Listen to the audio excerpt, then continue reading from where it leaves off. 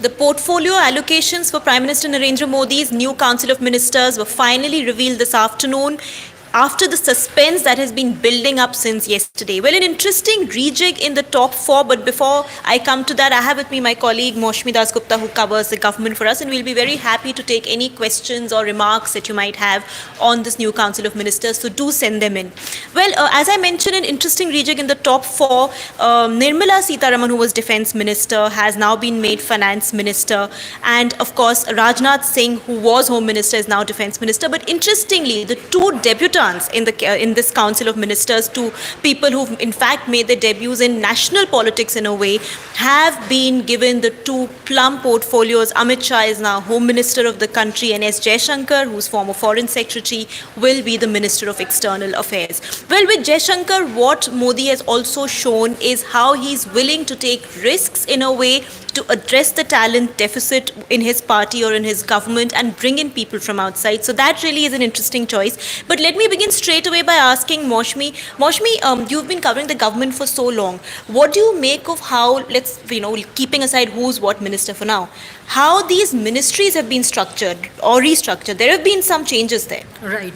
So one interesting thing is that Prime Minister Narendra Modi's mantra of minimum government, maximum governance, it has got a thrust in this whole rejig of cabinet in his second term. For instance, many of the complementary ministries have been clubbed together, while separate ministries have been carved out from already existing ministries to bring the focus back on areas which were, so far being not which didn't get that kind of attention. So one example is how to bring the focus back on the water related ministries. The Ministry of Water Resources, River Development and Ganga Rejuvenation has been merged with Drinking Water and Sanitation. In Modi's first term, there were two separate ministries and two union ministers were handling that. Nitin Gadkari was looking after the Water Resources Ministry and Uma Bharti was looking after the Drinking Water Sanitation. So now both of them have merged and the ministry has been renamed as Jal Shakti. And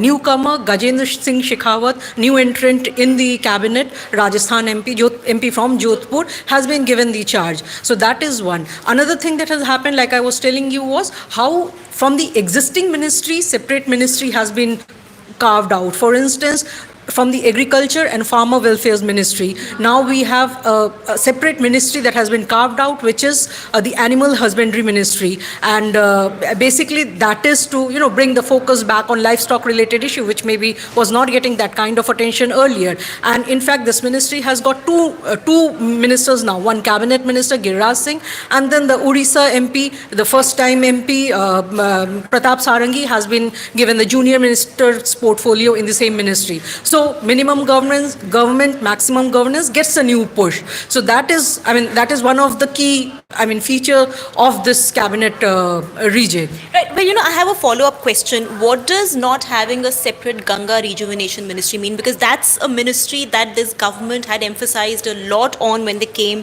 for the first term. In fact, Uma Bharti had been given charge of it and then later it was taken away from her. So the fact that now they don't have that separate ministry, is that some kind of a political message as well? Yeah, I think it's a kind of political message, but so far nobody in the government knows, why Ganga Rejuvenation is not there. Because if you remember, it was one of Modi's flagship program, Cleaning Ganga, Namami Ganga, and now it doesn't find even a mention and it has been clubbed into a Jal Shakti ministry. So, and Namami Ganga also, it didn't do that well. As in cleaning Ganga, they were pushing for it, but on the ground, everybody knows that, not much has been delivered. So maybe, they don't want to, put it out there. If you rename the ministry as Ganga Rejuvenation, the attention, the focus comes back on how much cleaning have you done. So maybe to, deal with that. Yeah. No, I think you may have hit the nail on its head, because I think the fact that not much was done in terms of cleaning the Ganga or Ganga Rejuvenation has been a vulnerable spot for the Modi government, and they may want to take attention from that and in fact not want to expose themselves to further criticism by dissolving the ministry and in fact subsuming it in some other ministry. Well, for our readers, and viewers, let me tell you this. We ran a poll on our Twitter handle and the results are fairly interesting. The poll said, is Nirmala Sitharaman the right finance minister to steer India out of the economic slowdown? And 46% people have said no. 36% have said yes, and 18% have said can't say. So really a majority believing that Nirmala Sitharaman will not be able to steer the finance ministry, but it's too early, and it's perhaps unfair to start judging someone at the very outset, so early on itself. Moshmi, also interesting, I think, is, there was talk of whether Prime Minister Modi will be able to bring in some technocrat or some bureaucrat from outside, laterally into the cabinet, to be able to address the talent deficit. And the fact, not just the fact that he's brought S. Jaishankar, who was really who is in fact retired, into the ministry, but given him the MEA. I mean, he's brought him in straight into the top four, the CCS. Is that not in some ways a positive step in Indian politics in terms of taking risks? And this is a political risk. I mean, you take away that birth from one key political personality. Yeah, and the fact that the Modi government could do this was because of the numbers. They have now got the numbers, and if they want to bring in reforms, what better than bringing in people who have domain expertise of the sector that they will be handling? I mean, S. Jaishankar was the foreign secretary and was one of the key points person of the Modi government in his first term. I mean, as far as dealing with geostrategic issues were concerned. So bringing him as the foreign affairs minister. So this lateral entry thing, I mean, in a way, in the first term also, there was, he did try with it, like drinking water and sanitation. He brought in Parmeshwaran Iyer, but he was a former bureaucrat who went to the World Bank and he was brought back. So in a way, it's a good sign, and that, sectoral experts who are aware of the issues and challenges of the sector would be handling the ministry. Right. Well, another interesting thing in this rejig is how Modi has, I think, made it clear that politics is not above administrative and governance abilities and skills, and I think that most shows in how Smriti Irani has been allotted a portfolio. She's someone who came in as HRD minister in 2014. In fact, that was seen as a very plump portfolio for her. And this time, she has been given textiles, which she had in the outgoing government, along with WCD, which is Women and Child Development. So really, after her Amethi act, where she managed to defeat Rahul Gandhi in his home turf, it was expected that she would be rewarded with plum portfolios, perhaps with some extremely important, crucial portfolios, but that doesn't quite seem to have happened. And I think that's also because her stint in the earlier government was completely surrounded by controversies and a lot of issues in terms of how she handled bureaucrats and how she dealt with administrative matters. Well, there are some questions. Let me start taking them. Amrendra Nath Bakshi says that he talks in reference to Nirmala Sitharaman as finance minister. We could wait or withheld our comments till the first budget is placed in July. No, I think you're absolutely right. It's too premature to judge whether or not she would be able to steer the ministry, and it's unfair to do that to any minister who's just taken charge. So I think it's only with time that we'll know how she manages to push the finance ministry, how she manages to steer the ministry. But what is going to be crucial is how this government balances the interests of the corporate sector, the business sector, along with its push for welfare initiatives, which has been a key area for this government and which helped the government really electorally also. Moshmi, any comments on that? Well, I mean, Smriti Irani, in a way, I mean, she has been elevated because earlier, I mean, she was handling just the textile portfolio, though before that she was the INB minister, and, she was mired in a lot of controversy, and that's why she was shifted to textile. But the fact that from textile she has been now also given, in addition to that, Women and Child Development Ministry, though WCD ministry is not that high profile, but I mean, being given that, that charge is in a way elevation. And not only Irani, in fact, there are a couple of ministers from the earlier cabinet who have been elevated, who can be called, gainers in this Modi cabinet. One is the Housing and Urban Affairs Minister, Hardeep Puri. He was a Rajya Sabha MP from UP. He contested from Amritsar and lost. But despite that, I mean, he has been rewarded with not only Housing and Urban Affairs Ministry, which he gets to retain, but in addition, he has been given the Civil Aviation Ministry, and he has been given the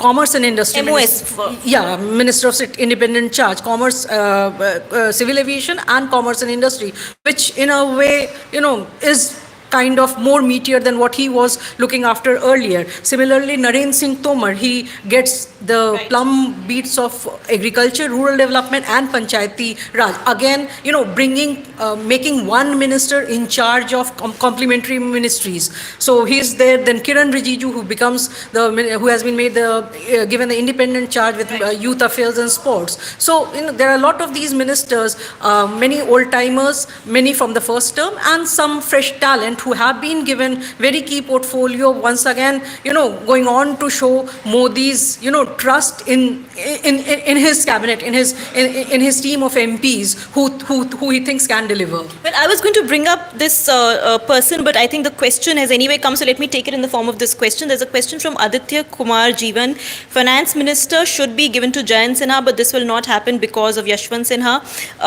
My humble request to PMO and Narendra Modi that make him join the cabinet. So that's interesting. Jayant Sinha has been an interesting miss in this particular cabinet. That's, of course, something we got to know yesterday itself, that he was not going to be part of this new Council of Ministers.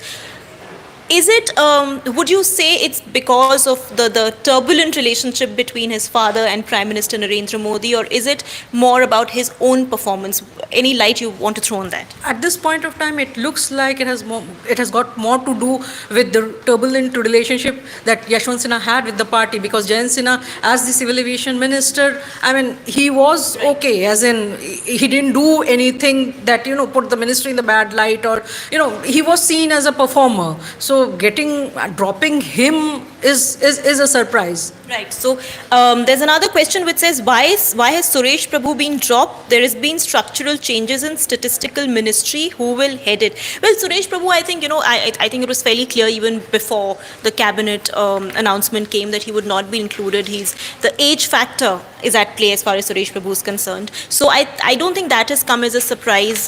He was not among the most performing ministers either of the last government. So even performance has been an issue as far as Suresh Prabhu is concerned. But interesting is also Piyush Goyal. He's got railways and he's been given commerce and industry. Yeah. But now Piyush Goyal is someone who handled the finance ministry in the absence of Arun Jaitley, who was then finance minister. In fact, he presented the last budget of the government. Now, not to say that railways and the other ministry are not crucial. They're very big portfolios, make no mistake. But maybe Piyush Goyal was expecting more, given that he did handle the finance ministry. Yeah, in fact, Goyal was one of the performers, one of the, brightest ministers in the Modi cabinet. And in a way, not changing his portfolio, giving him railways and commerce and industry is kind of a downgrade for somebody like him. So, he might have been right in expecting more, considering the fact that he has delivered in the previous term. Right. There's another comment which has come from Pradeep Singh, who says if it is a finance ministry under BJP rule, then you will find Arun Jaitley having control over it with or without the designation of finance minister attached to his name. This is an interesting point, and this is something that a lot of people have been saying, that Mr. Jaitley would perhaps be the behind-the-scenes person as far as finance ministry is concerned.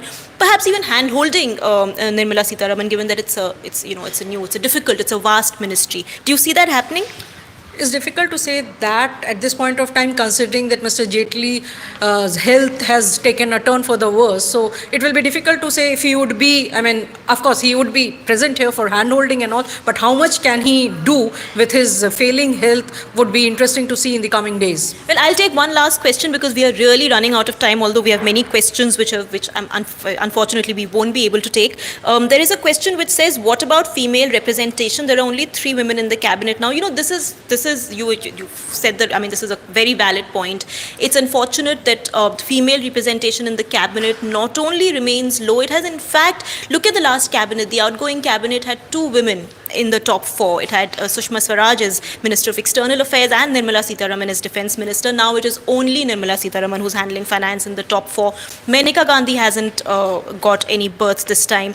And of course, Uma Bharti hasn't either. So it really is, it only Harsimrat Kaur Badal, who was in the last government as well, Smriti Irani, who was in the last government as well, and Nirmala Sitharaman. So really the female representation has gone down. Yeah, the female representation has gone down, and then, the government should, I mean, if it wants to, show, in the previous term also, the Modi government had pushed for women empowerment. In fact, I mean, they had launched several schemes, Beti Bachao, Beti Padhao, and a lot of women empowerment schemes. So, but this time around, it doesn't seem to reflect in the cabinet, as in only 4 ministers, like you said, 4 women ministers in the top, in the cabinet. Right. Well, I'll quickly take one last question. Since Nirmala Sitharaman proved to be so important as a defense minister last year with Balakot and all, why has she been shifted to finance? So finance is not any downgrade at all. It's a very, very important ministry, as I pointed out, and it's something that really you present the budget for the government, which is so crucial both politically and electorally, and of course in terms of the administration of the government. It requires the minister to interact with various stakeholders. It requires the minister to interact with various states, to reach out to various states, even if they are ruled by political adversaries. So this is not a step down for Nirmala Sitharaman at all. This is in fact, if anything, I would think a reaffirmation of Prime Minister Narendra Modi's faith in her abilities. Any closing comments, Moshe? No, that's about it. Yeah, it's a reaffirming of Prime Minister Modi's faith in her, because, giving her the important portfolio of finance, which was handled earlier by Jaitley, who has kind of mentored Nirmala also when she was a commerce minister. Right. So that in itself, shows that giving her an independent charge, a cabinet rank of finance, and just ahead of budget. So that shows the trust that the Prime Minister Modi reposes on her and her capabilities. Of course, we will have to wait for the budget to see if she gets to, deliver on that. Right. Well, thank you so much for watching and sending in your questions, and do log on to our website, theprint.in, to read all the stories around this